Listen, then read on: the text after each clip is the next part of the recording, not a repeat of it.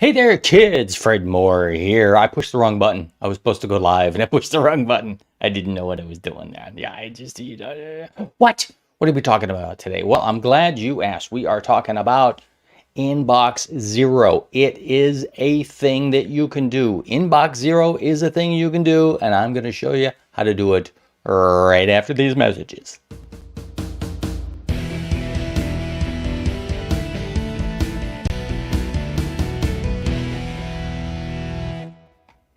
Yo, Fred Moore here, speaker, entertainer, and bald guy. What is this Inbox Zero thing that you speak of, you weird person, you? I'm glad you asked. Well, it's the idea that you can have your email inbox and have no emails. That's zero, hence the term Inbox Zero. Duh, right? It's right there in the title. The idea that you can have zero emails in your inbox. I know, what a concept. Why? Why is this a thing? Well, think about this. My wife, love you, honey, has over 3,000 emails in her inbox. When she looks at that, she gets overwhelmed. When she looks at it and goes, well, I need to delete some of these emails, but I don't know where to start because it's going to take her forever. She sat there one time for like an hour and got through like 500 emails. Now, my thinking was that, okay, just look at the date they were sent. Anything more than a month from then on, delete them. Because at that point, hey, that's old news. That's if there's somebody's trying to get a hold of you, too late, right?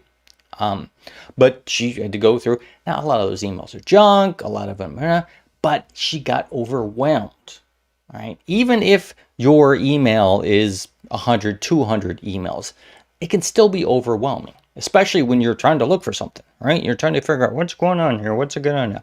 Now, full disclosure, full confession here, I do not have Inbox Zero.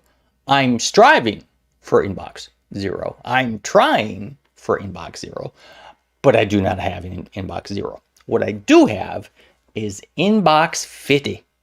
50. I keep it under 50 emails. Why? I use Gmail, and in my Gmail account, 50 emails fit on one page. So I can scroll on that one page. I don't have to click to the next page and lose those. If I keep it under 50, everything's right there on one page, and I can see it, I can look at it, I can get to it. So what do you do to try to get to this point, to Inbox Zero, or in my case, Inbox 50? Three things you can do. Three things. Number one, touch it once and use folders. Touch it once. Fred, you're dirty. You sick man. Why would you do that? I don't know. What I'm talking about is if you click on an email to open it, that tells me a couple of things. Number one, the subject line was enticing enough for you to open the email, or the person that sent it to you is somebody that you know, and we're like, oh, what do they have to say? You know, it might be important, might be a relative, whatever. But if you open that email, why are you going to open it again later on? Right? Because you go, oh, I'll get back to that later. And then 2 days from now, you go like, oh, what's this email? Click on, oh yeah, I was going to get to that. I'll get to that later. And you end up opening up this email 6 or 7 times. I know this happens because I have an email tracking system, don't tell anyone, where it lets me know when somebody opens an email I sent them. This is great for business. I teach this to my clients. I use it in my keynote speech all the time. And I tell people about this little secret ninja trick. So it'll pop up and say, yep, open your email, open your email. I'm like, why didn't you just reply to it the first time I sent it to you, all right? So touch it once, open it once, look at it, deal with it. If it's not something you want to deal with right now, or it's not that important, but you want to save it, put it into a folder.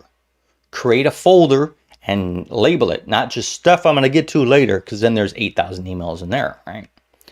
But assign folders. I have gig folders. I have flight info folders. I have folders for everything. So now when I'm going back and looking, where's that email about my flights? It's in the flight folder. Hello. I don't have to go searching through the 50 that I have. So that's one thing. Touch it once and then use folders. What else? I'm glad you asked.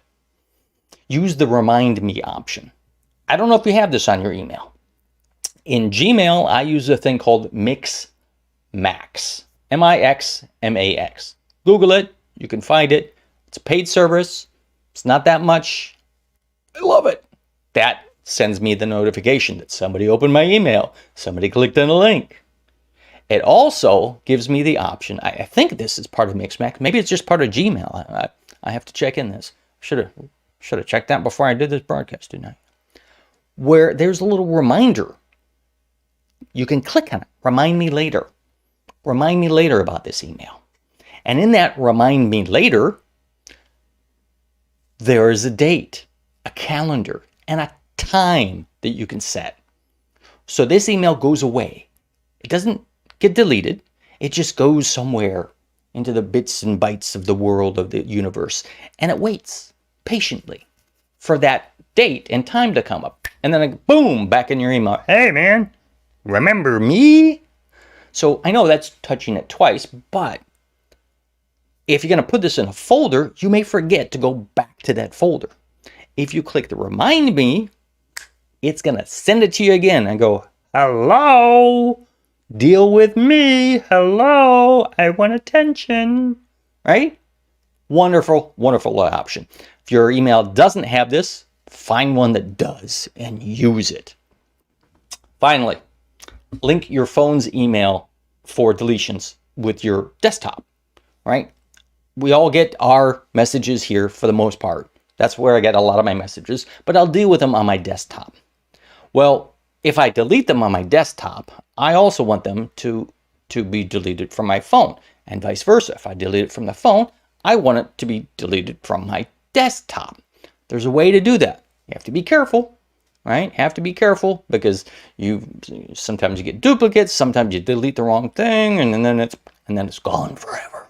But by doing that, I've saved myself a lot of time because it used to be on my phone. You'd go into my email and the phone, and it's like scroll and scroll and scroll. And if I'm looking for something, it takes forever. I use the search feature, but still, it's a pain in the butt.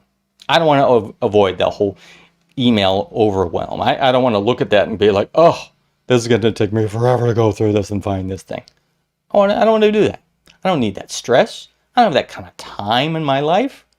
And you don't either. 3 simple things that you can do to strive to get to that inbox 0, or at least inbox fide. Fide. I just like to say fide. Fide. I got to send it. Fide. Fide sent. If you want to get some more tips and tricks on time management, here's where you go. 5hoursback.com. I'm going to ask you for your name and email address, and then I will send you a PDF that will teach you 9 different things you can do to get, on average, about 5 hours back in your week. That's 5 hours you can use to play, to get more work done, to go see a movie, whatever you want to do with it. It's yours. It's your time. Use it. You deserve it.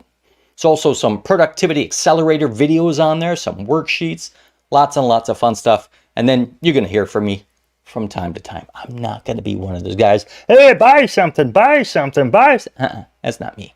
I don't want to waste your time or my time. Speaking of time, that's about it. Do me a favor, share this video. You know the drill. Social media. You know somebody that needs to hear what I just told you. Send this out to them. I want to help them get their time back, to have less stress, to manage their time better. Hit the like button, subscribe on YouTube, send this to your friends, send it to your aunt, you know that one I'm talking about. Yeah, I know, just send it, people. Get it out there, and I will see you next time. Bye-bye.